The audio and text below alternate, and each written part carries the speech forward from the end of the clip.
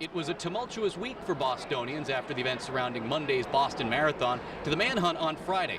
But just as New York City showed after 9/11, sports can be a great release in these moments. The Boston University Figure Skating Club will be in Hanover, New Hampshire on April 13th and 14th for nationals to take on Dartmouth, Delaware, and the rest. If you can't make it up to Hanover that weekend, they'll be back at Boston University the final weekend in April for their annual spring show. For Sports Night, I'm Rick Zmudzien. Tournament time has officially arrived for the Boston University Terriers men's basketball team. Tonight, the Terriers will begin play in the 5th annual CollegeInsider.com postseason tournament on the road at Loyola, Maryland, with tip-off set for 7:30 p.m. So BU in the front court. It's a good opportunity for the Terriers to get a measure of revenge. The two squads met last season in Baltimore, with Loyola, Maryland coming away with a 69-56 victory.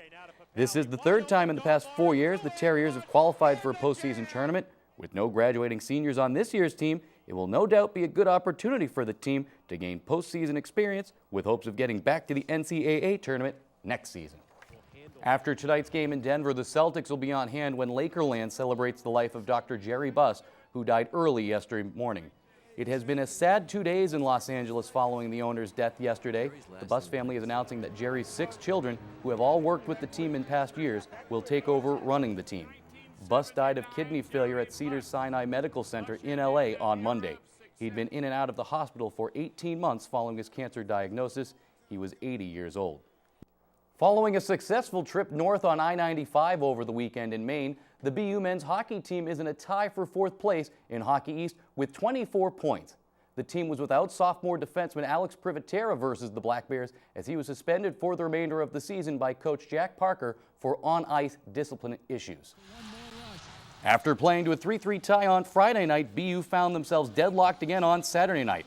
The Terriers coughed up a 4-1 lead before heading to overtime, where Evan Rodriguez got a 2-on-0 breakaway with just seconds remaining. He found teammate Matt Nieto, who scored the game winner with 3.8 seconds left on the clock. With only 7 games left on the schedule, the win gave BU a much-needed 3 points over the weekend as they try to work their way off the NCAA tournament bubble. If there's one thing we never get tired of seeing, it's people making half-court shots to win big cash prizes. It happened last month down in Miami, and yet again this past Friday up in Brandon, Manitoba.